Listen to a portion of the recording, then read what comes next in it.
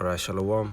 First and foremost, I want to give all praises and the highest honor to YAHAWAH BAHASHAM YAHAWASHI, BAHASHAM YAHAWASHI. I want to give double honors to my elder apostles and teachers of Great Millstone. Peace and salutation to the sincere Akiam across the world who are spreading this knowledge and truth and sincerity.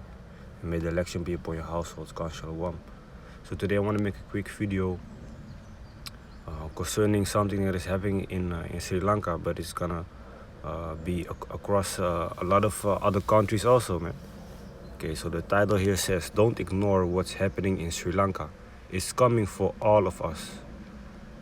Okay, so let me show the video what's happening. Gas no, petrol no, diesel no, too much problem. Gasoline at all. They can't run, so these people are out of a job. They can't do anything. In fact, the government there is saying they have 1 day reserves for the whole country, and that's it. Yeah. They don't have enough for everyone to get gas for more than 1 day. Yeah, and so these people are without power for 15 hours a day. We had a power outage here at the station a little while earlier today. That's why we had some problems technically. But we were able to get at least some part of it back up and running. 15 hours a day forced without any kind of electricity in the heat that they experience there. No way to keep food refrigerated because they don't have any food right now. In Sri Lanka, the police are unable to contain the anger of the starving people that are happening, that are taking to the streets right now. Politicians being beaten, right, in their homes, their cars set on fire or thrown over. This is just an example of some of the attacks that are happening, as you see here, as people are attacking. This is an attack on politicians. As people are grabbing these politicians out of their cars. Oh my and goodness, beating those them. are bats and wooden sticks? Yes, all of this. I mean, this is what's happening. Look at this. So like he was explaining, there's food shortages. There's not enough reserves for the country for more than 1 day, man. So what did the Lord say? Let me go to Matthew, the book of Matthew, chapter 24. Where is it about the famine?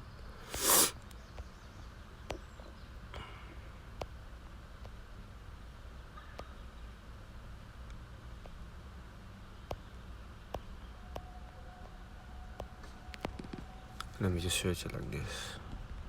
Famine. If it's in Matthew. Yeah, here. This is Matthew chapter 24, verse 7. "For nation shall rise against nation, and kingdom against kingdom, and there shall be famines." Okay, so there's gonna be hunger in the country. There's not gonna be enough food to feed everybody. "And pestilences, diseases, and earthquakes in diverse places. All these are the beginning of sorrows." Okay. And another thing you saw in the video was that these people, they are attacking Yes. their politicians, man. All of this. I mean, this is what's happening. Look at this.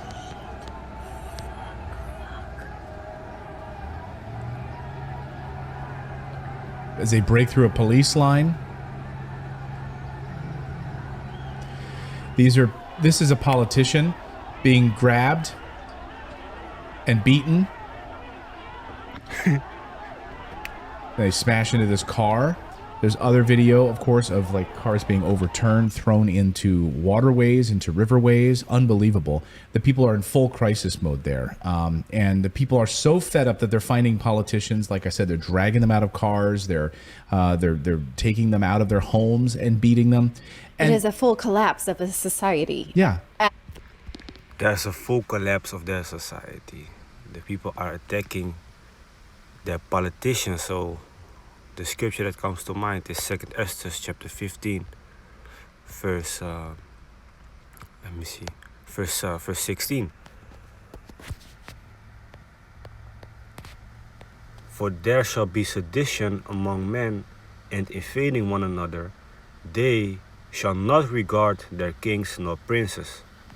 So the people are gonna stand up against their so-called, well, in this case, the politicians, the governments, the people that are, ruling over them.